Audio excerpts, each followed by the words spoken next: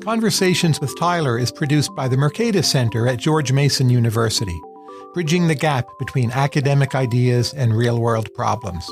Learn more at mercatus.org. And for more conversations, including videos, transcripts, and upcoming dates, visit conversationswithtyler.com.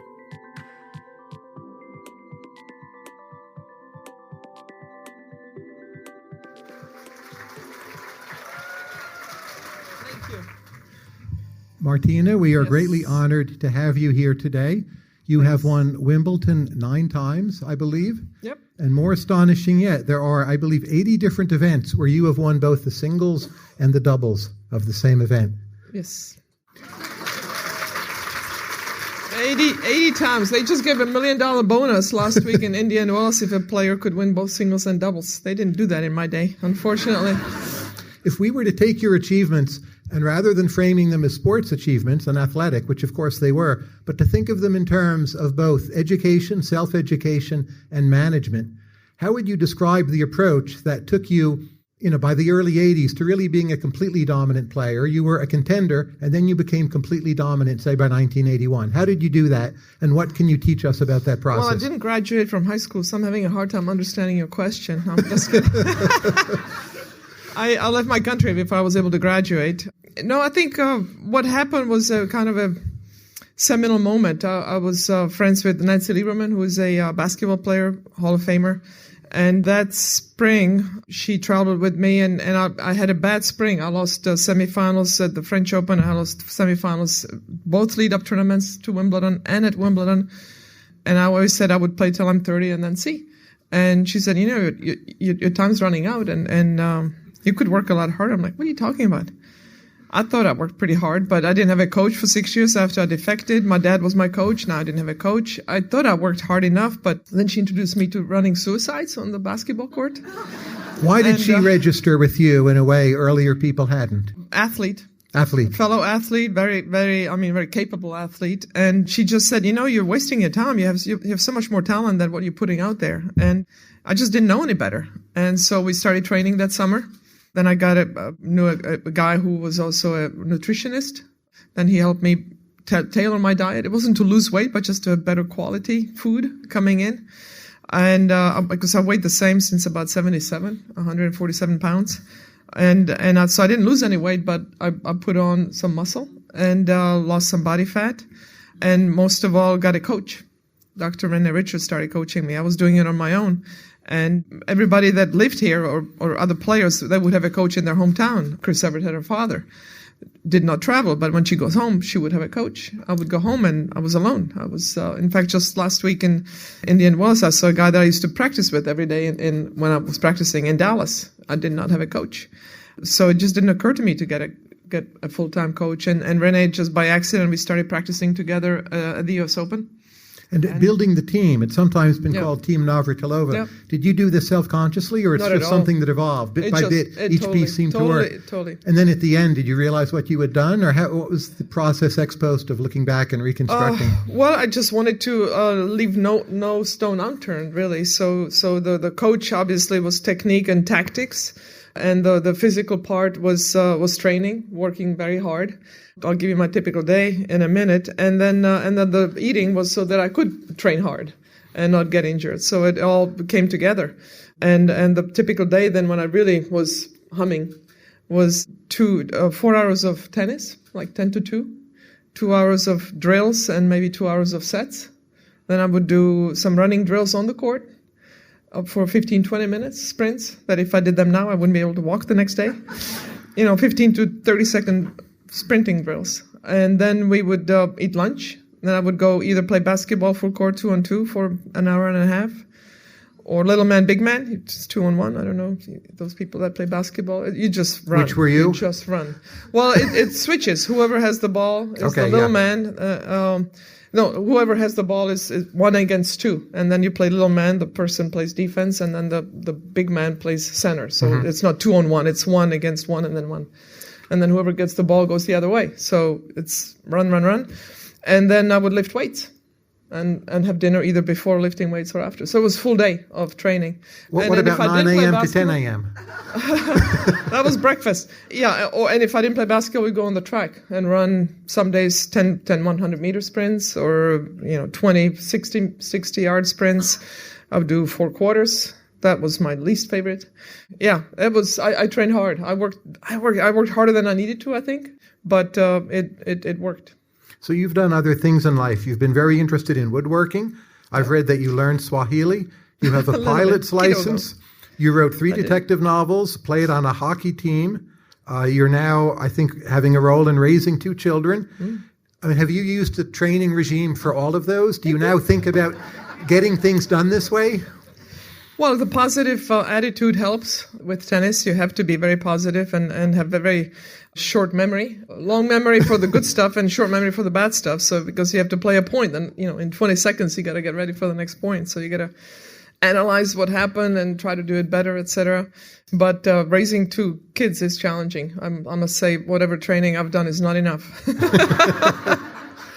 Billie Jean King once suggested that you use writing in a journal every day to help you accomplish your goals. How does that work for you, and what is it you do, and why do you think it works? Well, it worked because it really kind of centers you. It narrows it down. Whatever long-term goal you have, it becomes more real and more current because it narrows it down in that what do you need to do today? And did you accomplish that goal? So you really, you have a big goal and then you break it into smaller goals until you get into, okay, what do I do today to get to that goal?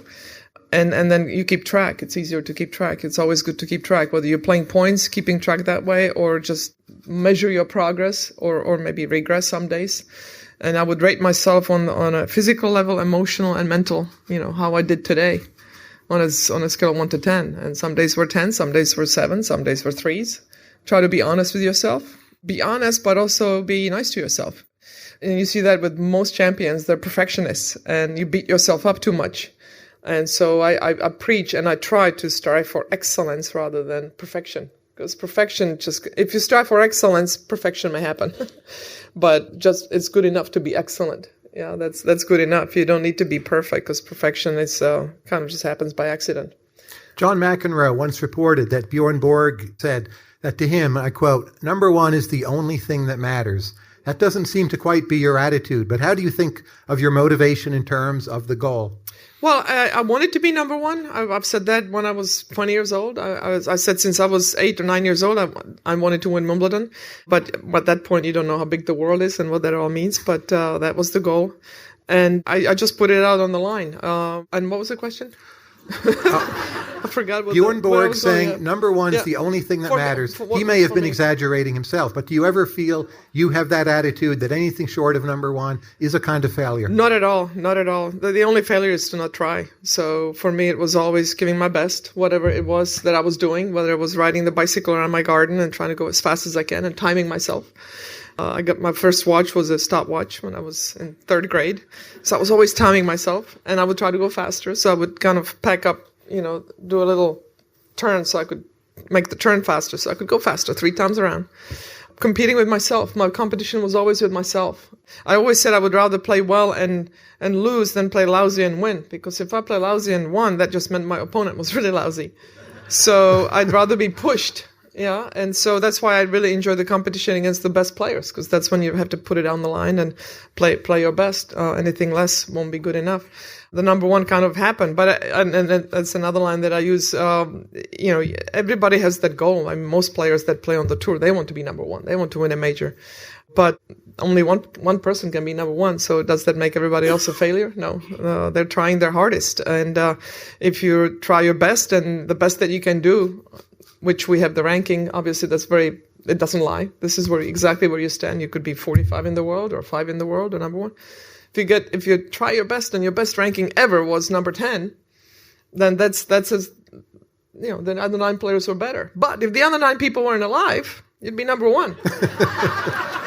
So, but you're still the same tennis player, right? You're not any better. So for me, the competition was always with myself. Pam Shriver once said that she thought her doubles partnership with you worked so well precisely because the two of you had this creative interchange, but you didn't spend much time together off the court, so you saved that back and forth for when you were playing together. Does that make sense to you? Well, we talked a lot, yes. We had to catch up on everything while we were playing the matches.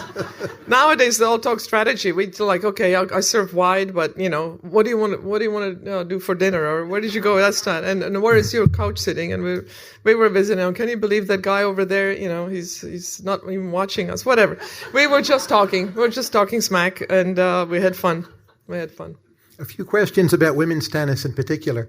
If you think about Steffi Graf, Sabatini, Monica Seles, Hingis, yourself, do women in tennis develop more quickly in terms of age? And if so, why is that the case? Well, physically, yeah. I mean, women mature earlier, I think, emotionally and physically, but most of all physically.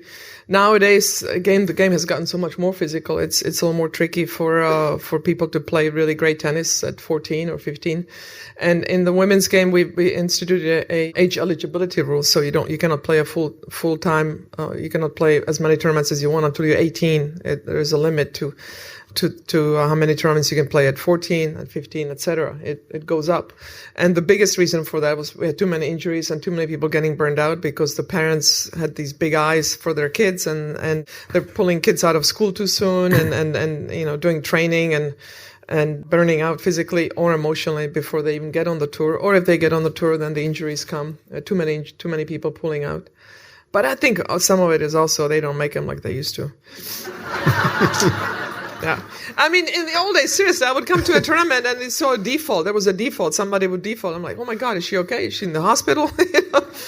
It was unusual for people to pull out. I think Chris pulled out of like 3 events ever. Same with me. 3 tournaments that I pulled out of. And you played a lot. And I played a lot of tournaments, a lot of matches. I mean, I don't know how many singles I won, but I think I played something like 1,700 singles matches and like 1,100 doubles matches.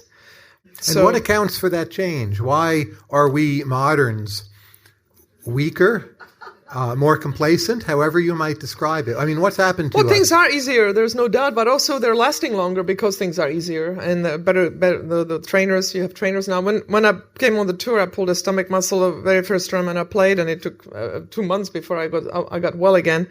75, we got a trainer for the first time on the tour. 1975, and I thought, oh, you get a massage. No, it's a trainer. They actually like tape your ankles and stuff. We were really clueless. We didn't know. So nowadays the care is much better, and the players last longer because of that. But we played on clay or grass, indoors on soft carpet, with wooden rackets, with animal gut, with the strings. Now they play on hard courts most of the time, with metal rackets, with nylon strings. So the body does not absorb that vibration from the racket. They use their wrists a lot more, so you have a lot more injuries on the upper body. And then playing on hard courts, you see them slide. I'm like, I still don't know how they do that. They're sliding on hard courts. It's like, it's just, there'll be a lot more hip replacements in the future because of that. And I think it's just the game is more physical, so they get more beat up. Everybody's hitting the ball harder because of the rackets, etc. So some sports, it seems fairly easy to compare the past and the present. So the 100-meter dash, how long did it take? There's a very definite timing.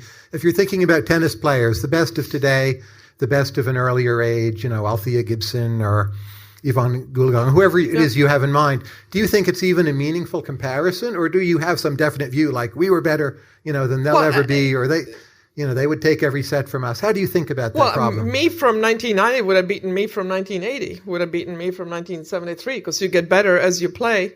And I would have beaten Althea Gibson, but then if I had been born in Althea Gibson's time and Althea Gibson was born 20 years later, she would be beating me because it's the evolution of the sport. And nowadays, especially with the rackets being so different, you can't really compare. But if Yvonne Goolagong was born now, she would still be winning majors. Same with the guys. I mean, you're a product of your culture and of your time. If Usain Bolt was born in 1930, I'm pretty sure he would not be running 9.2, whatever he's running, 100 meters. It just wasn't going to happen with those shoes on those tracks. It's a different ballgame. If you think about how men and women are divided in tennis, the current arrangement has a lot of advantages, but it could be the case, I'm no expert in this area, but that there are more than 2 genders, and say in track and field you have Castor Semenya, where people, argue, should she be allowed to compete in women's track and field?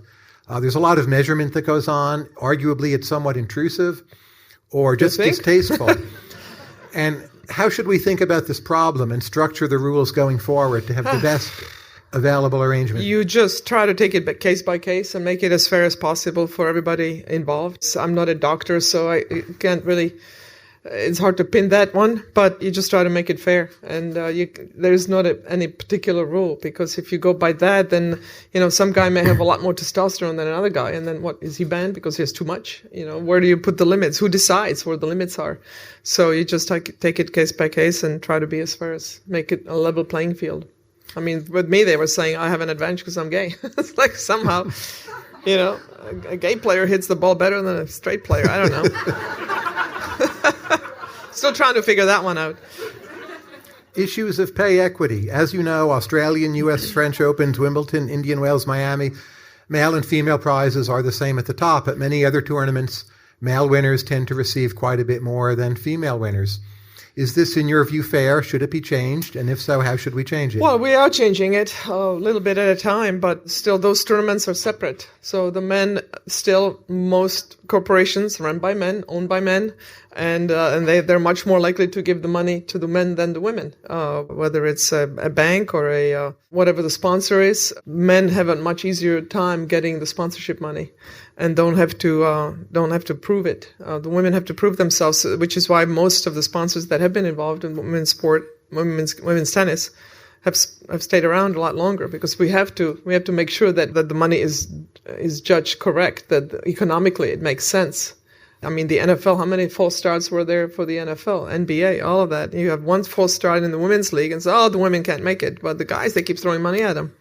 And so it is still in different cultures. I mean, we still have tournaments in places where women can't, walk without a male escort. So times have changed, but not enough. But it's certainly going the right direction. So, but the pay inequity is still there.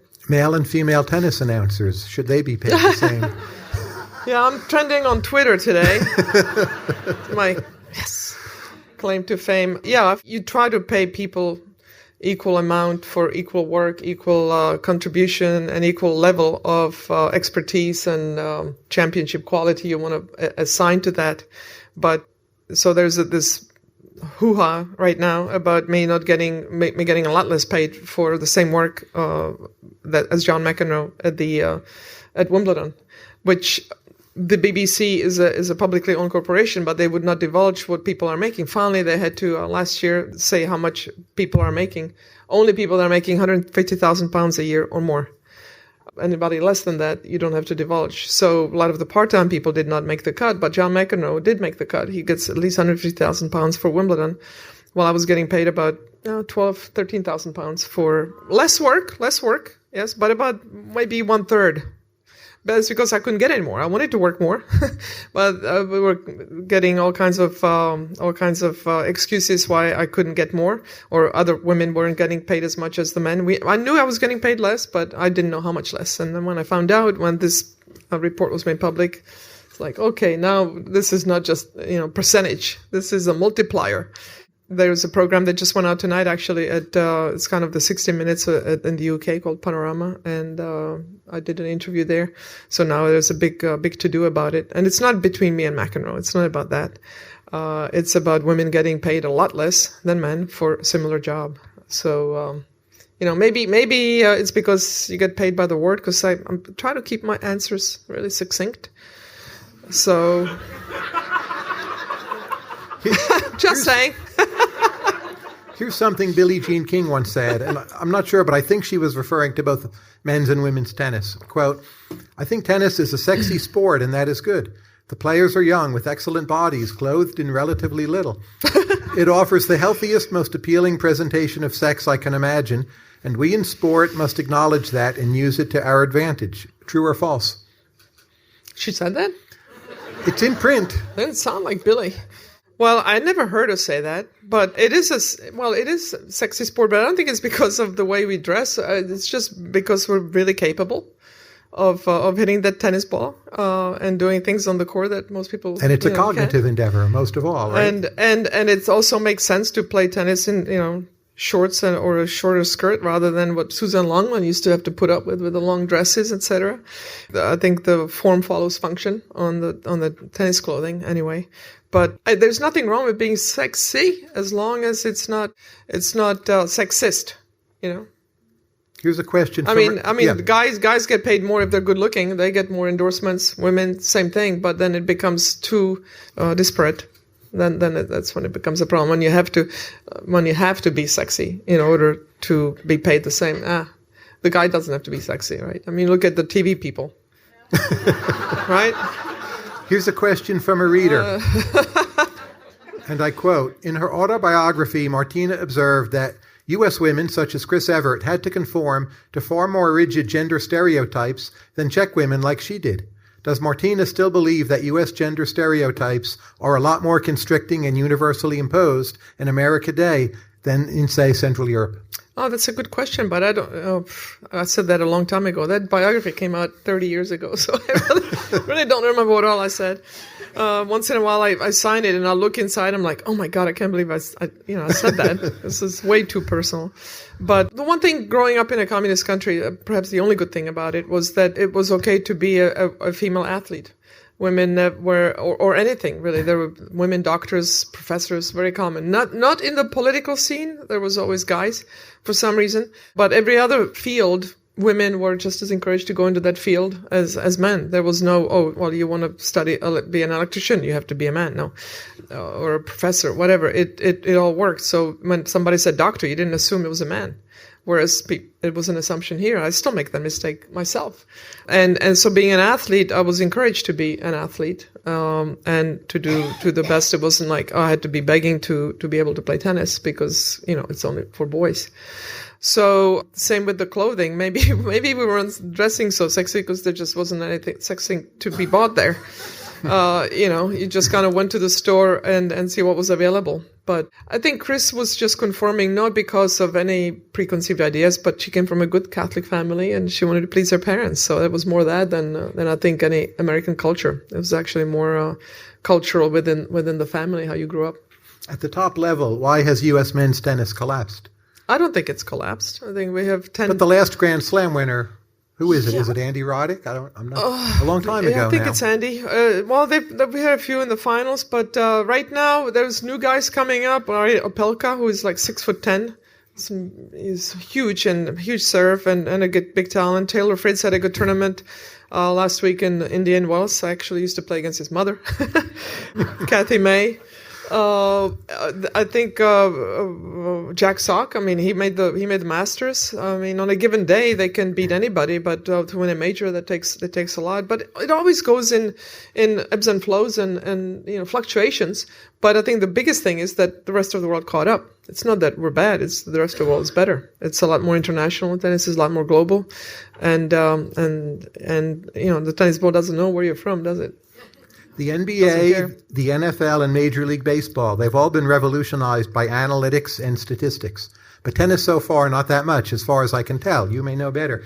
Is this coming to tennis? And if so, what kind of effects is it likely to have? No, it's there now. The knowledge is there. I think it's still people are figuring out how to use it to their advantage. But they have all kinds of statistics now. With the Hawkeye, when you play matches, they even have cameras on practice courts. You can measure how many revolutions per shot, where it landed, how many mistakes you made. It can get too much, but you can certainly use it to your advantage to see where the weaknesses are. It's very obvious where the strengths are, with the opponents, etc. I think would help in making game plans and all that.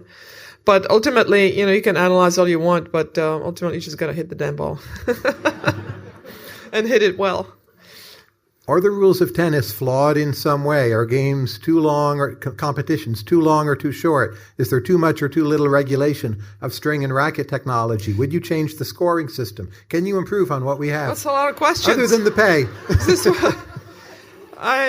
One question at a time, please.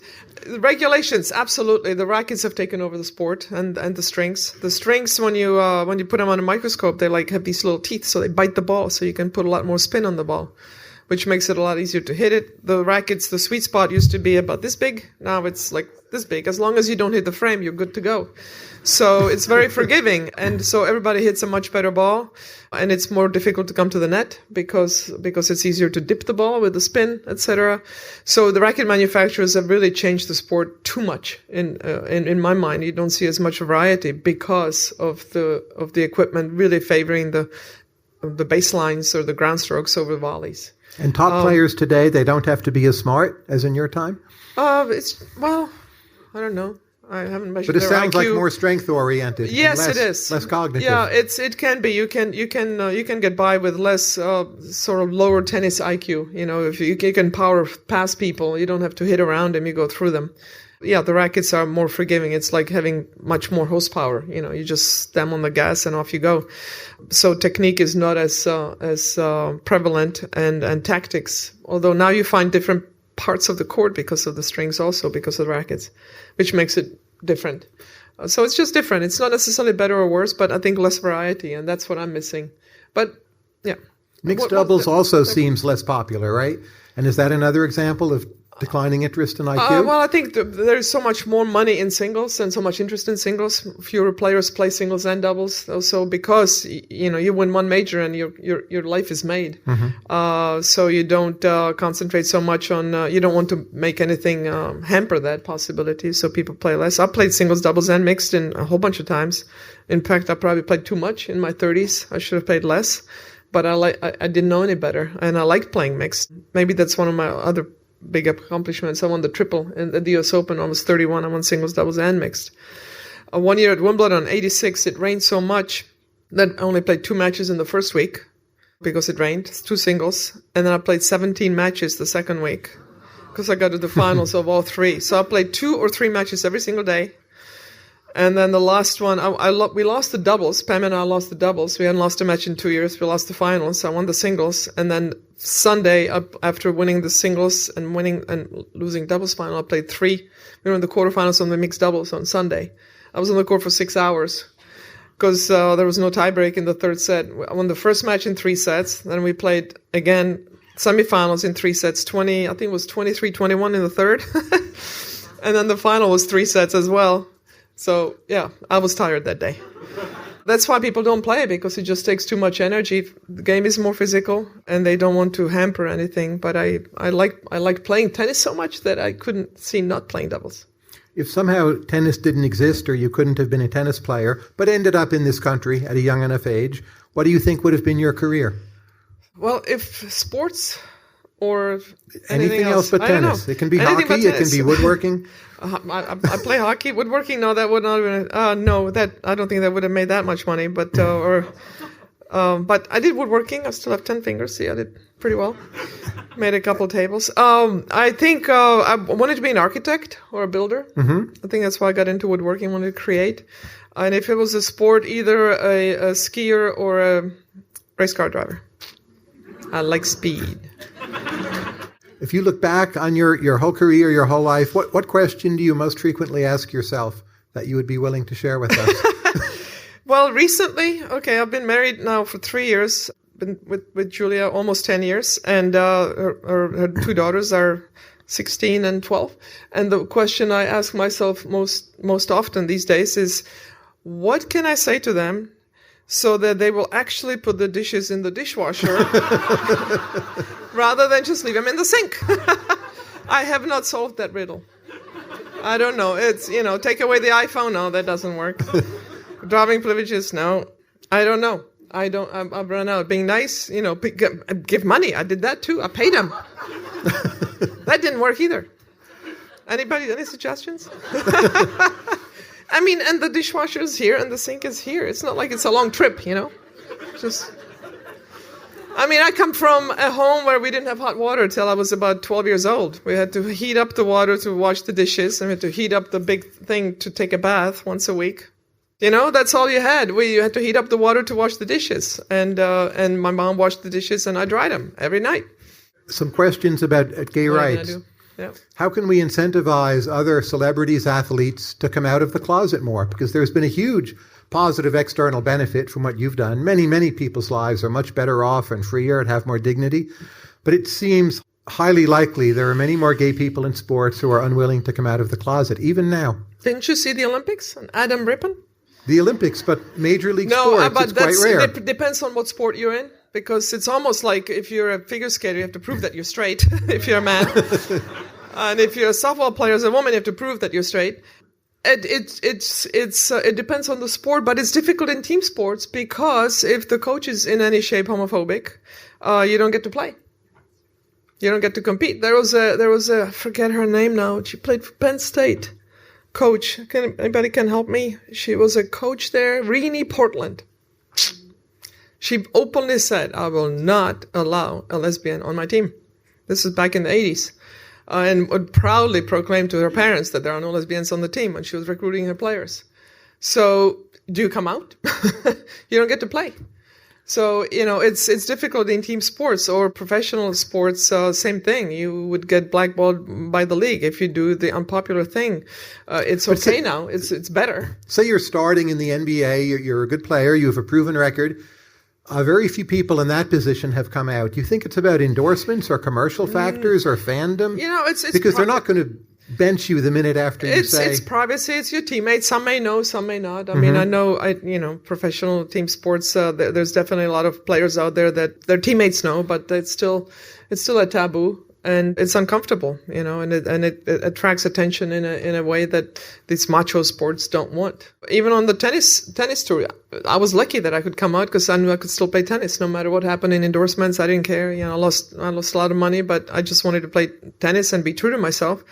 So I knew I could still play no matter what. The ranking is this, you get to play. But on team sports, it's tricky. So I get that it's difficult, especially for men. But on the men's tour, the guys are so far in the closet, I don't even know who they are. It's disappointing because the women are much more brave on that front. Now I don't know why, actually. I don't know why. You were born in Czechoslovakia, what's now the Czech Republic. Do you follow Czech politics still at all? Yes, unfortunately. Why do you think something seems to have gone wrong? Do you think it's something about the communist heritage of what is now Czech Republic that prevents it from being this perfect fit into the European Union, or what's your diagnosis? No, I mean, it's a great country to live in, but the politics have gone slightly downhill, and I think people have a short memory, and they're kind of too many people still pining for the good old communist days, as if there was anything good about it. And a former communist, Zeman, was re-elected president again, or prime minister, whatever he is now, and it's frustrating, but it's still a great place to be and a democratic country. And I think overall it's done really well. But it's frustrating to me to see the right-wing politics winning so much of these days and the dictators, or not dictators, but authoritarians winning the elections. Yeah. And how did you think about the split with Slovakia when that came?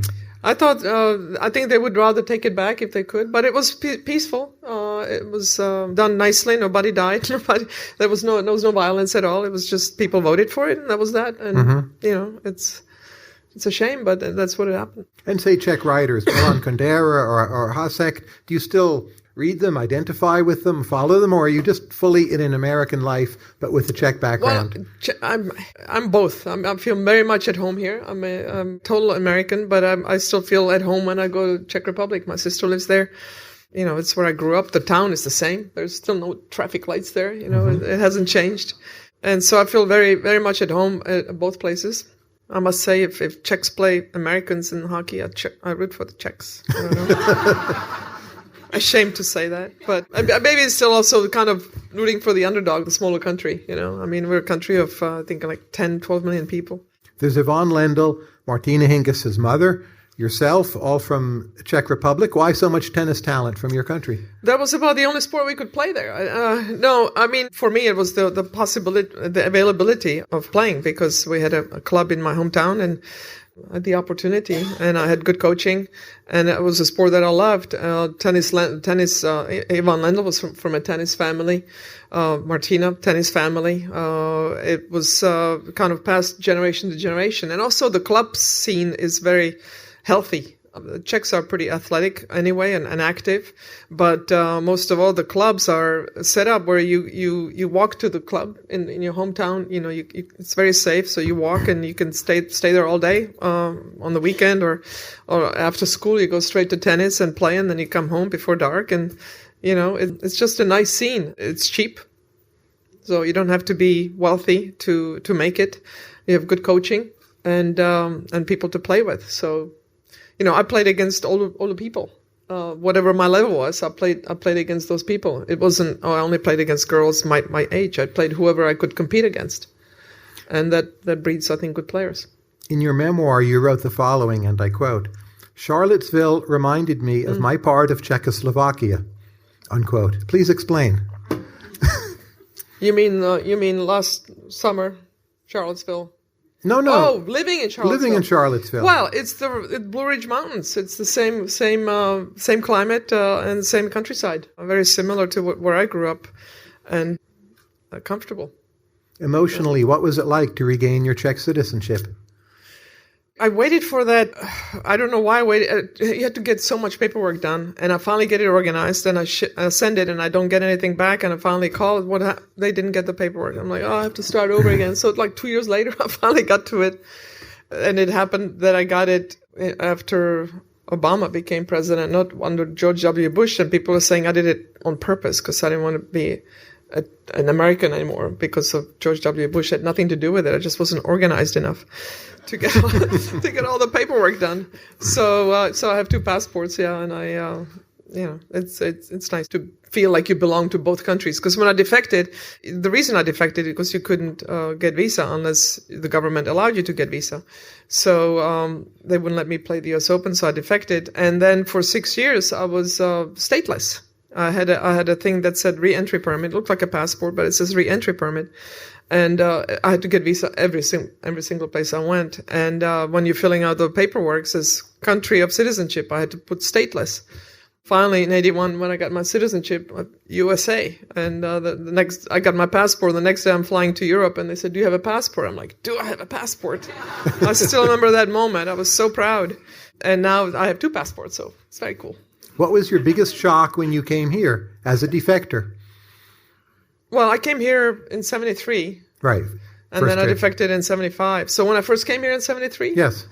Well, I've seen American cars before in Germany, but still the size of American cars. And they're still astonished when you see an old Cadillac Eldorado. It's like, 4 feet longer than a SUV. That's just huge. But what astonished me the most, I think, was that there were oranges. The first tournament I played was in Fort Lauderdale. And there was oranges on the trees. You could just pick them off the tree. And growing up, we had oranges like once a year. For maybe 2 weeks for Christmas, you had oranges. So it was like the most precious thing you could eat. It was more expensive than beef.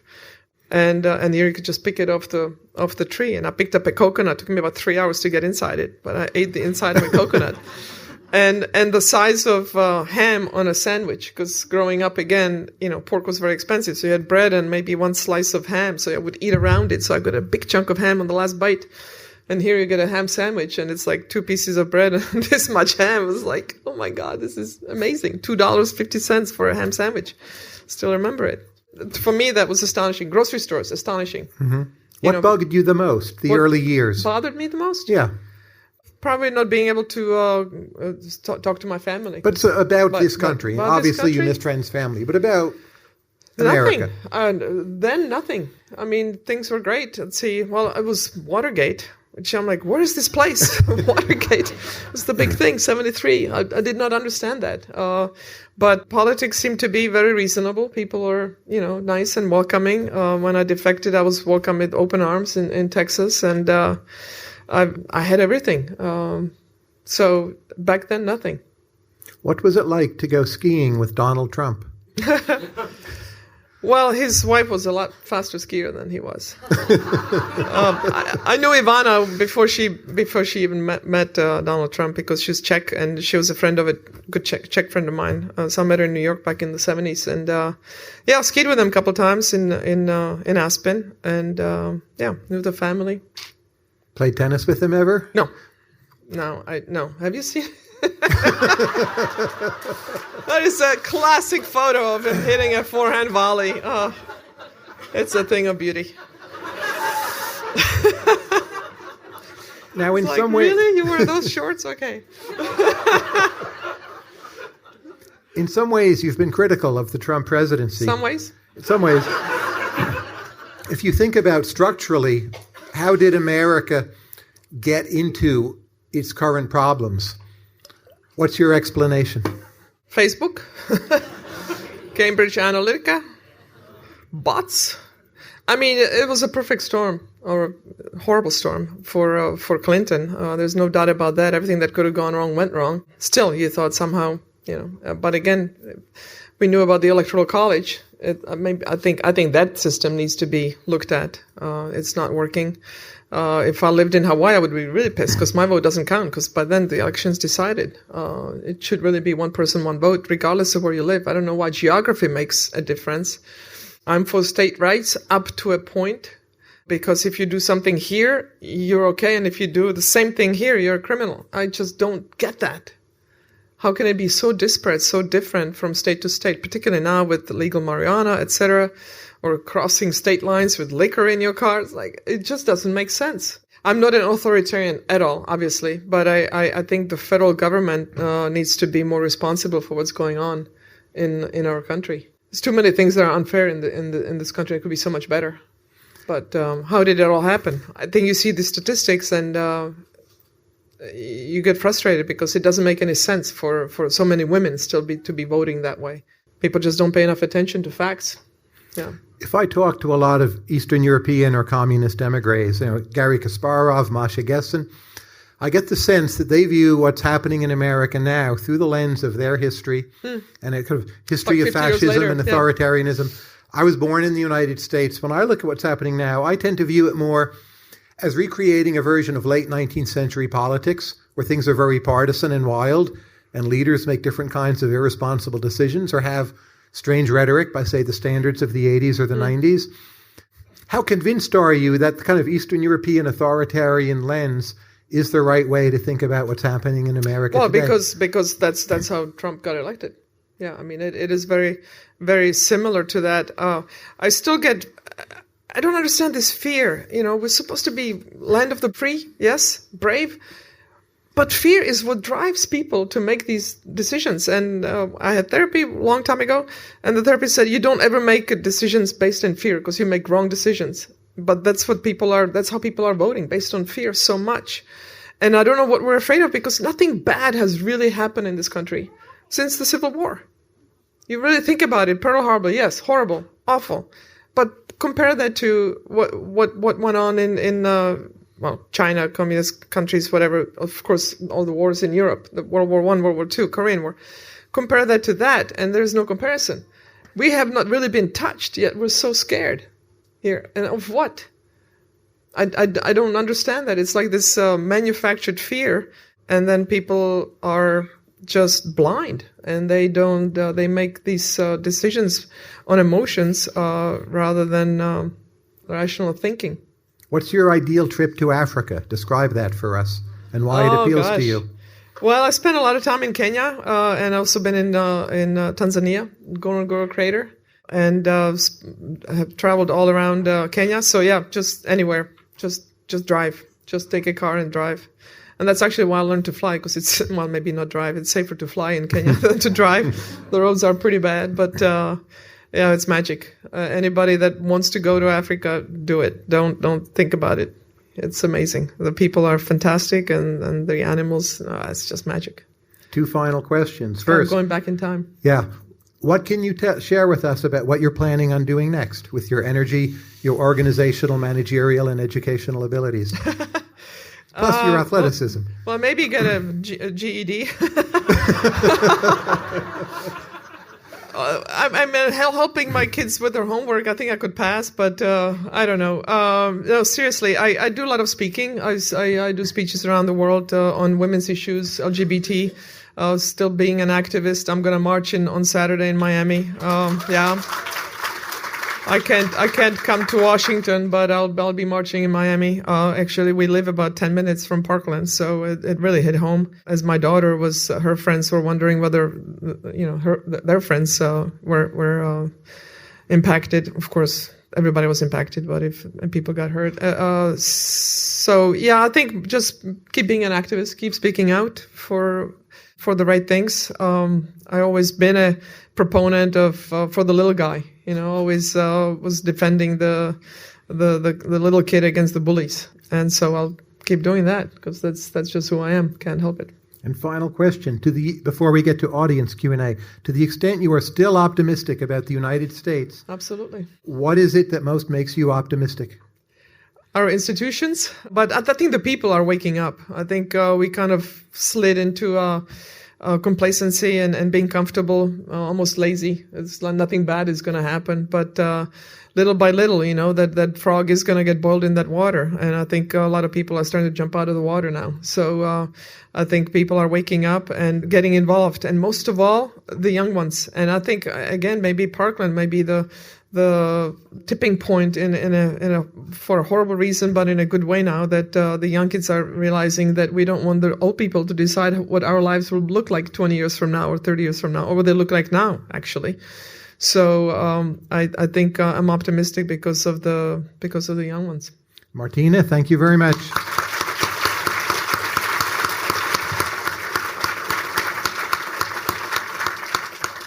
Tyler, you need to drink more water. You're not hydrating at all. Yes. That's the athlete in me. Yeah. We will take questions at 2 mics. I will alternate. Please note these are questions. We are here to hear from Martina. If you start making a speech, I will cut you off. And she, of course, has the option of not answering any questions she doesn't want to. Okay. So, please. I talked to the tennis team before I got here, so there are other questions. Hi, Martina. Hello. Yes, question. I just want to say it's an honor to meet you and listen to your speech. You're awesome. Thank you, George Mason, for having us. Question, going back to the big news today and recently about the pay gap in Wimbledon. My thought, and I guess my question to you is, moving forward this year and from now on, will you not do any commentary either with the BBC or here in the United States unless it's guaranteed that the pay gap between you and someone like John McEnroe will be completely decreased? Well, it's not about me and John McEnroe. It's about what women should be getting paid compared to men. I think transparency is the biggest reason why we don't have equal pay, or closer to it, certainly, because people don't know what anybody else is making. I said I would work for BBC for free. That's the only game in town. I really wanted to work. I wanted to speak to people in England. Wimbledon has been always broadcast by BBC ever since there was TV. It's always been BBC. So it's the only game in town. And when they tell you this is all there is, so you take it. I would probably work rather for free than get paid 1/10, quite frankly, because I really want to. It's not about the money. It's about what's fair.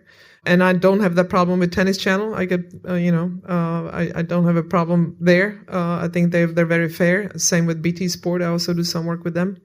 I haven't quite frankly known that it was this disparate. And I think it's across the board for the other athletes, whether it's Lindsay Davenport compared to what Andy Roddick's making, or Tracy Austin compared to Tim Henman, or whatever. However you want to put it, the pay gap is huge, and it's a lot bigger than we even thought. And it needs to stop. And maybe tennis will be another push forward in the right direction. So it's not about how much we're getting paid, but it's about getting paid fairly compared to other people. Yeah.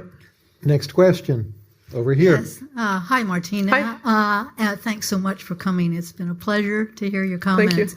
I have a very practical question, and it deals with nutrition and your feelings about nutrition. And would you be able to reveal your diet? Well, it's interesting because I don't even want to start. Yes, I'll tell you. Just the last 6 weeks, I started this diet called Whole30.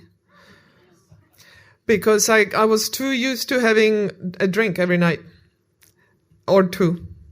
The stomach got a little bit bigger, and I've been eating less, but I still couldn't shake it. And I'm fit, I'm in good shape and everything, but I was just ticked off that, but most of all, I didn't want to get into a habit of drinking. But I've been eating healthy since 81 when I really got into nutrition. But I still couldn't shake it. And so this whole 30 is no dairy, no alcohol, no grains, which means no sugar. That's no sugar. Grains is sugar. And I mostly did it just to see what I feel like. And I've had much better energy. I've also got out coffee, which I didn't need to. And so I've been much happier camper, and the weight came off without even looking at the scale. It just, my pants all of a sudden, like, oh, they're falling off. So I feel much better. So that's it. Mostly proteins and nuts, lots of nuts, avocados and eggs, and lots of veggies. Yeah. Next question. So no grains. The grain is sugar. Yeah. Just realize how much pasta is just a filler. It's not very. Yeah. Anyway. I have two totally disconnected questions. Okay. Quick ones, though. I was just wondering what your opinion was of the Billie Jean King movie with Bobby Riggs. And my other question is, what was your favorite place to eat in Charlottesville? I don't remember the Charlottesville question because that was 30, almost 40 years ago. So, yeah, that's a while back. But the Bobby Riggs, the movie, I was not in the country because it was in 73. I had just had to leave to go back to Czechoslovakia because of my visa ran out. So I did not go to Houston, just read about it in the paper, and I never watched the film, the actual match. And I was invited to these premieres during the when they were starting them at Wimbledon and the US Open last year, but I just couldn't make it. I was working, whatever. And ironically, I finally said, okay, I'm going to watch it on the plane back from Melbourne, because that's when I catch on all my movies, catch up on the long flights. And guess who's on the flight? Billie Jean. She was sitting over there with her girlfriend, and behind me is Venus Williams, and then John McEnroe was there as well. But I think he flew first. We were in business. I'm kidding. I don't know, actually.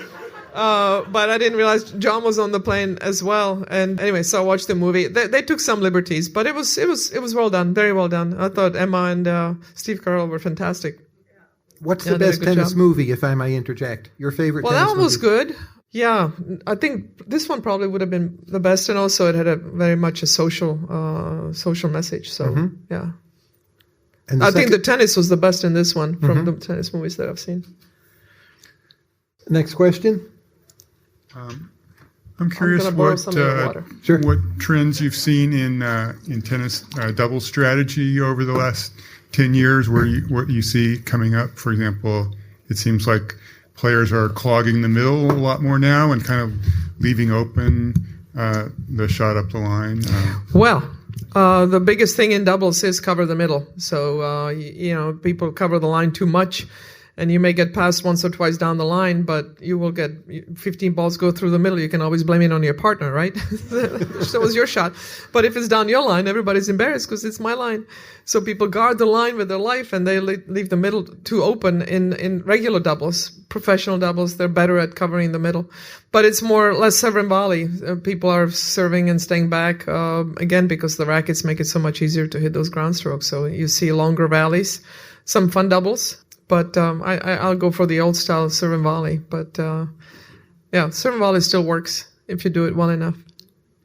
Next question. I guess one justification for a different pay scale for men and women in the tournaments is the difference in games they play for finals. 3 games for women, 5 for the men. Could you comment on that? 3 out of 5 sets. Yes, they do that in every round. They've been doing that forever at Wimbledon, and then the other slams caught up. Then some men's tournaments were 3 out of 5 finals, but the rest of it was 2 out of 3. Then they realized it just takes too much out of them. So all the tournaments now are 2 out of 3, except in the Grand Slams, and that's 3 out of 5. Women, they were holding that against us, actually, when we asked for equal prize money. They said, oh, but you only play 2 out of 3, and men play 3 out of 5. And he said, well, we'll play 3 out of 5. Oh, no, we don't want you to do that. So there's that. So we offered. I think the men should play 2 out of 3, but that's just me. That's another story. And also they found that until they slowed down the grass at Wimbledon, which was, again, the last tournament that finally gave us equal prize money. The ball was in play longer in the women's matches, in 2 out of 3 set matches, than the men's matches, 3 out of 5. So, but, you don't get paid for quantity, you get paid for quality. And I think a lot of people, when they did studies, most people came to Wimbledon. They've done questionnaires, and most people came to Wimbledon to watch men. But then when they were leaving, they actually enjoyed watching the women more than the men. So it depends on who you watch that day, whatever. But the whole point is that we contribute equally to the success of the tournament. We're willing to play 3 out of 5, but they don't want us to do that. It's silly. I think, again, the men should play 2 out of 3. And because both men and women play, they should be paid the same. End of story. It's the right thing to do, by the way. Yeah. And they were using that with the McEnroe also, that he does longer matches, but he does women's matches. I wanted to do the women's final, but he's doing the women's final. And you don't get paid because you talk longer or whatever. And I'm willing to do men's matches, but they don't let me. So there's that. On Tennis Channel, I've done a bunch of men's matches, and it's a lot of fun. Next question. Yep. This is another tennis question. I noticed a lot of the analysts will attribute a lot of thinking in the court when there's a shot that is a successful winner. Like he said, well, instead of going down the line, he obviously went across court and thought very carefully about that shot. When often it seems to me they're just hitting the damn ball, as you say. So when you're out there playing, how much of it is the thought process as opposed to just hitting the damn ball? Well, it's both, but you have to think very quickly because it happens in a split second, doesn't it? And I always said it's better to hit the wrong shot well than hit the right shot badly, because if you overthink it, well, at the end you may hit the right shot, but by then you're like, yeah, maybe I should hit it over there. So just go with your instinct, and you play percentages. I mean, you see if it, you have a strategy. If it works, you don't change it, and if you're losing, then you change it. So maybe you go down the line. Finally, they cover it, so now you go cross court next time they cover it. So it's always cat and mouse with your opponent. So that's the fun part. But sometimes it's easy to overanalyze. So like I said, better to hit the wrong shot well than hit the right shot badly. So next question. And I think that sometimes they're just talking out of their ear. Yeah. Hi, thank you for being here today. I watched you when I was a kid and a teenager. Watching you play was just a huge thrill. So thank you. I appreciate it. I was going to ask a tennis question, but I'll switch it. Gay rights, there's been obviously enormous progress, and sometimes pulling backwards. And I wanted to hear what you thought about, in these times, what you think are the battlegrounds that people should be fighting now. Yeah, I mean, states' rights. There have been Michelangelo Signorile, who was a gay activist and a TV and radio personality, actually wrote a book about it. He thought once we got the right to marry, everybody was celebrating. He says, just watch. There's going to be so much backlash, and so many state laws are going to come up where they will try to roll back what we had just won. And that's exactly what's been happening. So you just be alert and pay attention to what's going on in your state, in your county, in your district, whatever, and fight those battles, one by one. It's a shame that we still have to do that. That's where, again, I wish the federal government would step up and just make it against the law to make these regulations. But they're going the wrong way. They're going the other way on that. And certainly Trump has not been helpful in that regard at all. So, and that's an understatement. So he held that rainbow flag during one of the rallies, but he didn't know it was upside down.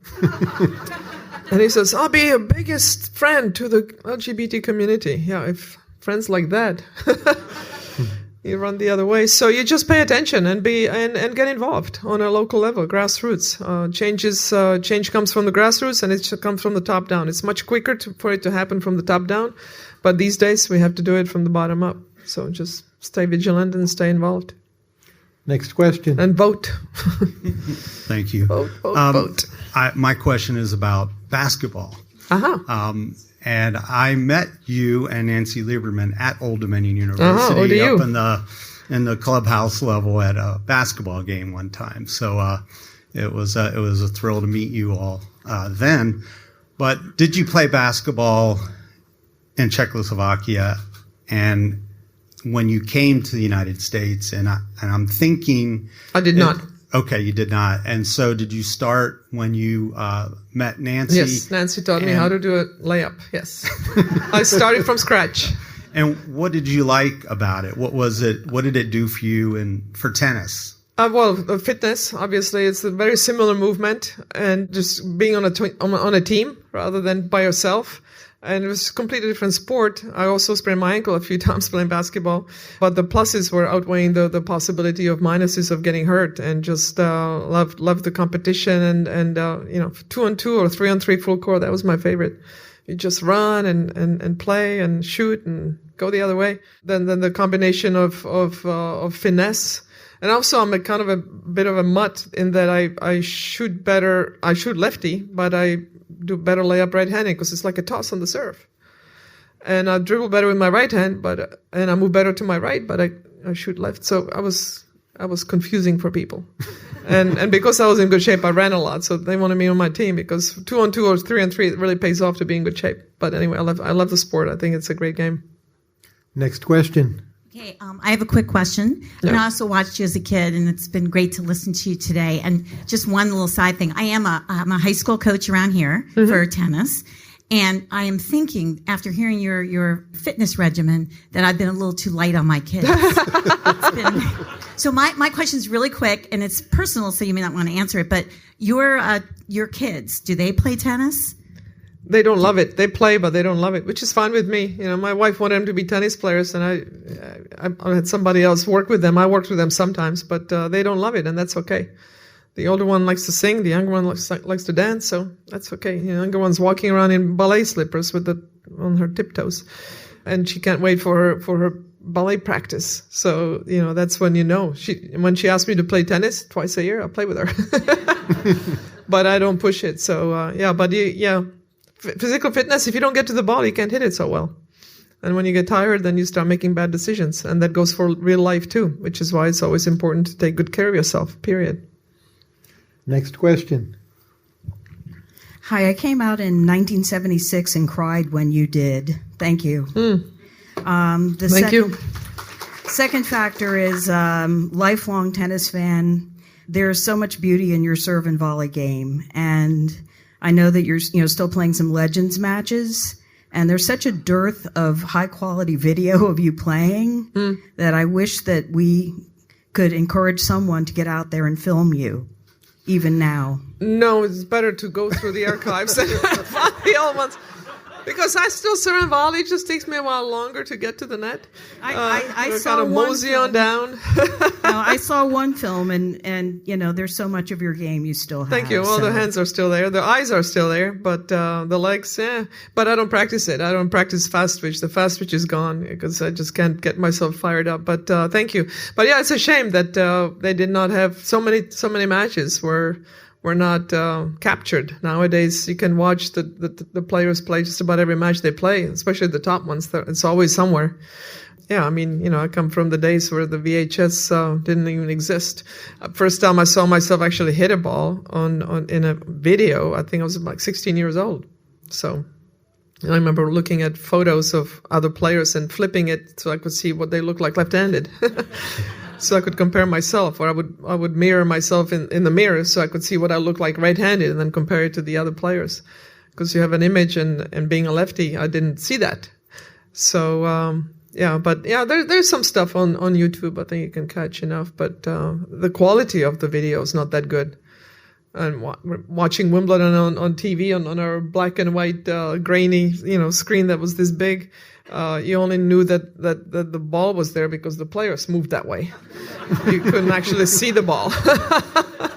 So now they have Hawkeye. I'm like, God, I wish they had that in my day. I would have won a few more matches and wouldn't have to color my hair because I got a lot of gray hairs from those bad line calls. Nowadays, there's no stress. There's no stress about line calls. It's fantastic. 2 more questions. Yes. Martina, thank you so much for being here.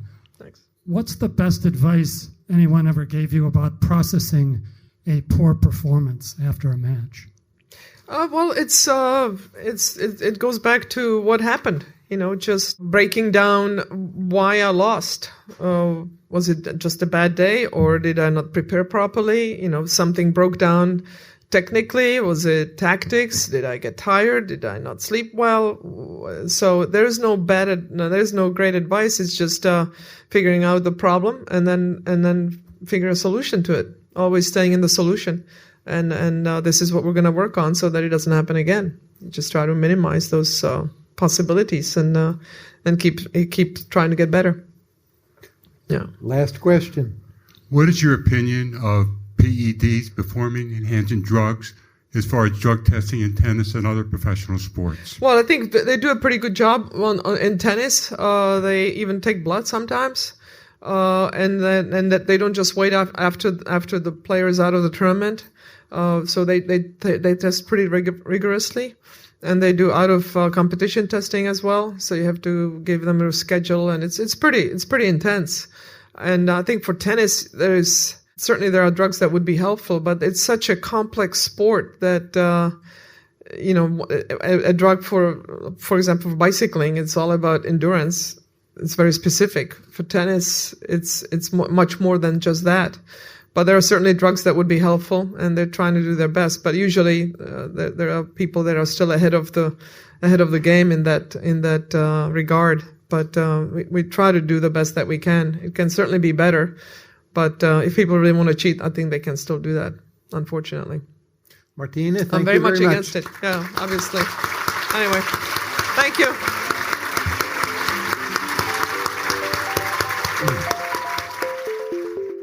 Thanks for listening to Conversations with Tyler. You can subscribe to the podcast in iTunes, Stitcher, or your favorite podcast app. And if you like this podcast, please consider rating it on iTunes and leaving a review. This helps other people find the show.